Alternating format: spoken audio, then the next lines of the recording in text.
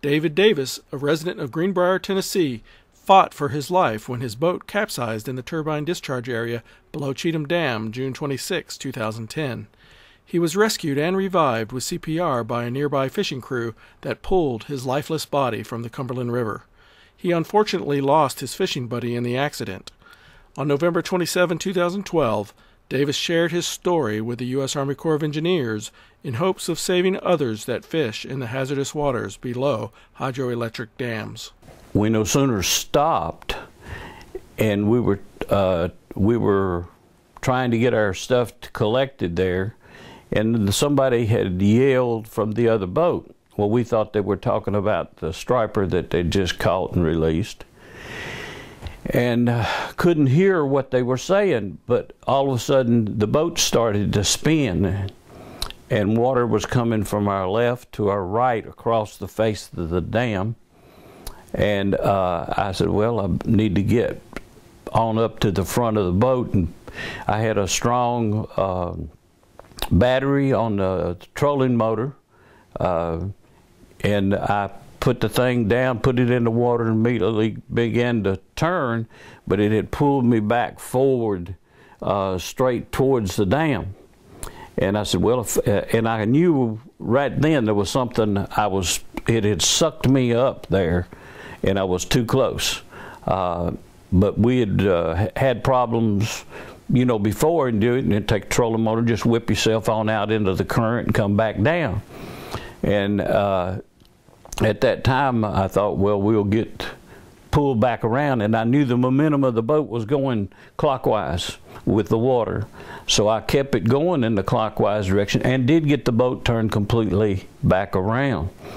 And was heading downstream, but the current was so swift, at that point it completely spun the boat around again and sucked us back of the boat straight into the dividing wall. That's when my friend went off the back of the boat, and when it did that, it was just, it was nothing I could do. I jumped from the front of the boat to the back of the boat before we ever hit the wall, trying to get the motor to start, but just as I hit it, the motor hit the divider wall, and there was no starting of the motor. I don't know if it bent the prop, what it did to it, but it would not start at that point. And the boat turned sideways. The length of the boat was within the divider walls, and there was some water coming out of the spillway. It wasn't very much, but it was enough that it pulled the boat into it, and when it did, it sucked the boat straight against the side of the wall of the dam there. The first time that it did that, I was sitting at the steering wheel trying to start the boat, and I hadn't got up, but it threw me out of the boat against the wall of the dam, and my feet came back down into the inside of the boat. And when it did that, I tried to grab a hold of the steering wheel, and I did with my hand, but it's doing a tilting number real fast, and it threw me back against the wall again, and I'm hitting flat against my back against that concrete wall every time. And when I came back into the boat, I grabbed the steering wheel and locked my arms underneath the steering wheel, thinking I could hold on and it would be okay till somebody could come and help me. Did not know that it was such as it was and as fast as all this took place, but it threw me back up against the wall. That time my feet came down between the boat and the wall, and I was walking on the bottom of the Cumberland River.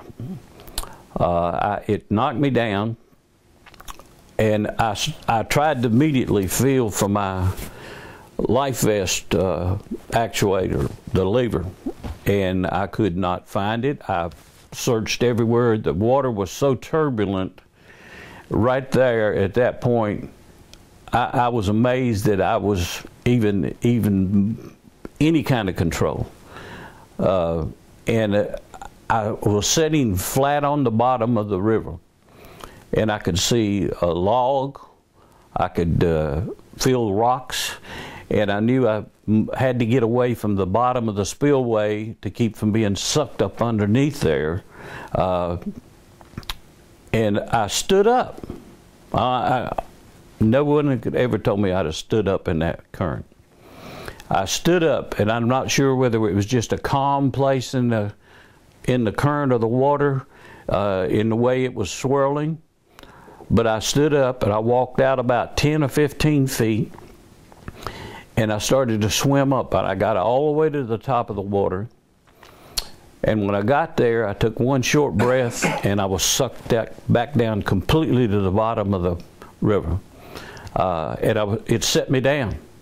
I got back up again, and in the process, I tried to walk further away. And I mean, you can feel the large stones up under your feet, bigger rocks. You can feel everything on the bottom of the river. I've even got the shoes that I wore that day. And I tried to come up a second time, and I got about halfway up to I could see the light above the water, and I couldn't go any further. I couldn't hold my breath any longer. I was exhausted, and I felt water come in my nose, it come in my mouth. I could feel that, and the cooling sensation of the water came down in my chest to about right here, and that's the last I remember. He said the accident happened in an instant, and the water was very powerful. So I was overwhelmed so fast, and there was nothing we could do. There's no way to control anything that happens once you're caught there. The water pulled me down. It was so fast. The water below that dam is between 12 and 15 feet deep right there. I can tell you that an instant of a second in time is gone, and you have no chance. That water is so forceful there. If I would have had on 2 life vests, it would have sucked me down. There is no way that you could stay up with that force of that water there. And it wasn't that much. It was probably the least amount of water I had ever seen come through the dam or come in that way. Most of the time the water will come and it's in a big swirl. And it will come out and it'll go 100 yards down below the wall, the dam, and it circles around and comes back. But that day, for some reason or another, whatever reason it was, the circle was smaller. And it was, when it swirled around and it caught us, there was no way we could do anything. The water anywhere up there is so dangerous. If you're caught in it, and you don't have your big motor running, you don't have a chance. It's been more than 2 years since the accident, but Davis remembers being sucked into the water like it was yesterday. I should have been dead. I can remember the water cooled me so much, and I never felt like that. And as near as death as it can be, I don't care however anybody looks at it, I can look at that and tell you that there's no thought. There's nothing in your brain. There's no thinking, well, what if I'd have done this or what if I'd have done that? It's not there. You're gone. That was it. I can't. I mean, it just it's lights out. But I'm all for them putting a restriction to 250 yards below the dam. I mean, I can understand people wanting to fish, but the hazards outweigh the fun. You can go and you can be experienced and you can do all you want to do, have all the fun, but you're still taking a risk every time you go there. This is Lee Roberts reporting in Greenbrier, Tennessee.